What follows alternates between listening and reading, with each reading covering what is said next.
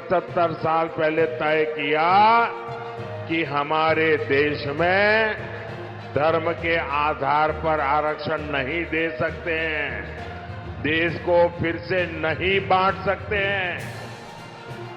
बाबा साहब आम्बेडकर ने इसके विषय में खुले आम वकालत की कि धर्म के आधार पर आरक्षण नहीं होगा। इतना ही नहीं, आज हम बात करेंगे प्रधानमंत्री नरेंद्र मोदी के बिहार चुनावों में उनके हमले और उनके प्रतिक्रिया के बारे में। तो चलिए शुरू करते हैं। नमस्कार, स्वागत है आपका एयर न्यूज में। प्रधानमंत्री नरेंद्र मोदी ने शनिवार को 2002 के गोधरा ट्रेन अग्निकांड का मुद्दा उठाया और कांग्रेस और आरजेडी पर मुस्लिम तुष्टीकरण की राजनीति करने का आरोप लगाया। दरभंगा में एक रैली में कथित भारत विरोधी गुट पर चौतरफा हमला करते हुए मोदी ने आरजेडी प्रमुख लालू प्रसाद पर 2002 में गोधरा ट्रेन चलाने वालों को बचाने की कोशिश करने का आरोप लगाया था, जिसमें अयोध्या से लौट रहे 59 कार सेवक जिंदा जल गए थे। मोदी ने कहा, लालू जो उस समय यूपीए सरकार में रेल मंत्री थे, उन्होंने जस्टिस यूसी बनर्जी कमेटी का गठन किया था, जिसने 2005 में अपनी रिपोर्ट में आरोपियों को क्लीन चिट देते हुए इस घटना को दुर्घटना बताया था। हालांकि अदालत ने उस रिपोर्ट को खारिज कर दिया और दोषियों को सजा दी। उन्होंने कांग्रेस और आरजेडी पर मुख्य अल्पसंख्यक समुदाय का पक्ष लेने और ओबीसी, एससी और एसटी कोटे को कमजोर करने की कोशिश करने का आरोप लगाया। उन्होंने कहा, विपक्षी दल BR अम्बेडकर और अन्य द्वारा बनाए गए संविधान को तोड़ने की कोशिश कर रहे हैं। अम्बेडकर और यहाँ तक कि नेहरू भी धर्म आधारित आरक्षण के विचार के खिलाफ थे।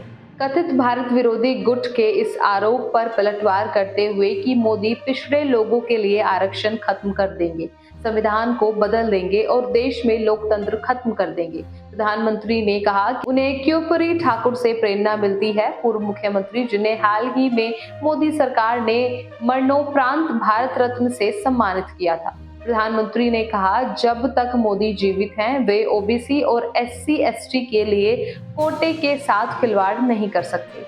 जब से मैंने उनके चेहरों को बेनकाब किया है, उन्होंने अपना मानसिक संतुलन खो दिया है। वे मेरे 12 दिन पहले इस सवाल पर चुप थे कि क्या वे लिखित में देंगे कि वे ओबीसी, एससी और एसटी से कोटा नहीं छीनेंगे। मोदी ने आरोप लगाया कि जब लालू रेल मंत्री थे तो उन्होंने 2007 में अधिकारियों से ओबीसी, एससी, एसटी कोटे से मुसलमानों के लिए नौकरियों में आरक्षण का प्रबंध करने के लिए कहा था। उन्होंने कहा, यह यादवों, कुर्मियों, पासवानों, मुसहर और धानुक समुदायों के अधिकारों पर डकैती करने जैसा है। आपको बता दें कि लालू के बेटे और बिहार के पूर्व उप मुख्यमंत्री तेजस्वी यादव का नाम लिए बिना मोदी ने उन पर हमला किया। उन्होंने तेजस्वी को पटना का शहजादा कहा, जैसे कि दिल्ली राहुल गांधी का है।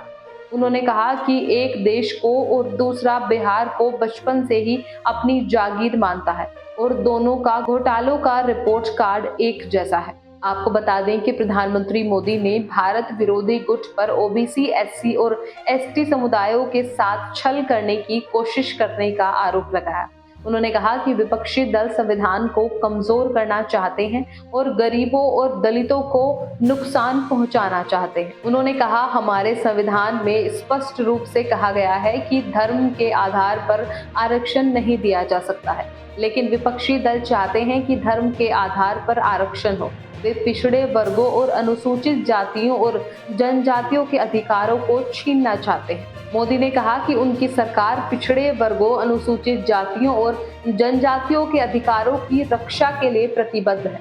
उन्होंने कहा, हम यह सुनिश्चित करेंगे कि इन समुदायों को संविधान में दिए गए अधिकार मिलते रहें। आपको बता दें कि गोधरा ट्रेन अग्निकांड 27 फरवरी 2002 को साबरमती एक्सप्रेस के एक डिब्बे में आग लगने की घटना थी, जिसमें 59 कार सेवक जिंदा जल गए थे। यह घटना गुजरात में बड़े पैमाने पर सांप्रदायिक दंगों को भड़काने वाली थी। लालू प्रसाद यादव 1997 में 2009 तक रेल मंत्री थे।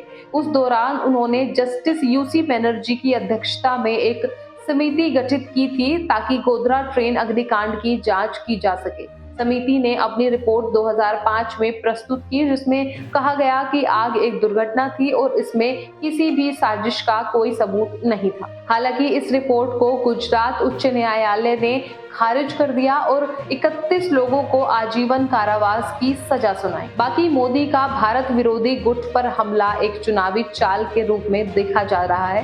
बिहार में विधानसभा चुनाव होना है और मोदी ओबीसी और दलित मतदाताओं को लुभाने की कोशिश कर रहे हैं। कुछ लोगों का तर्क है कि मोदी का हमला सांप्रदायिक ध्रुवीकरण की रणनीति है। बिहार में मुस्लिम आबादी लगभग 17% है और मोदी हिंदू मतदाताओं को यह विश्वास दिलाने की कोशिश कर रहे होंगे कि विपक्षी दल मुसलमानों का पक्ष ले रहे हैं। दूसरों का तर्क है कि मोदी का हमला आरक्षण की पुरानी बहस को फिर से छेड़ने का एक प्रयास है। ओबीसी और दलित समुदाय आरक्षण प्रणाली के प्रमुख लाभार्थी रहे हैं और मोदी संविधान में संशोधन करके उनके अधिकारों को खत्म करने की कोशिश कर सकते हैं। इस बात पर कोई सहमति नहीं है कि मोदी का हमला सफल होगा या नहीं। कुछ लोगों का मानना है कि इससे उन्हें बिहार चुनावों में जीत हासिल करने में मदद मिलेगी, जबकि अन्य का मानना है कि इससे उन्हें नुकसान होगा। केवल समय ही बताएगा कि मोदी का दांव आखिरकार चूकता है या नहीं। फिलहाल इस रिपोर्ट में बस इतना ही। इस मुद्दे से जुड़े कोई भी सवाल या अपने विचार आप हमें हमारे कमेंट में लिख सकते हैं और उसी तरह की देश और दुनिया की तमाम खबरों के लिए चैनल को सब्सक्राइब करके बेल आइकन को दबाना ना भूलें, ताकि आने वाले समय में आपको हमारी महत्वपूर्ण वीडियो की नोटिफिकेशन समय से प्राप्त हो सके।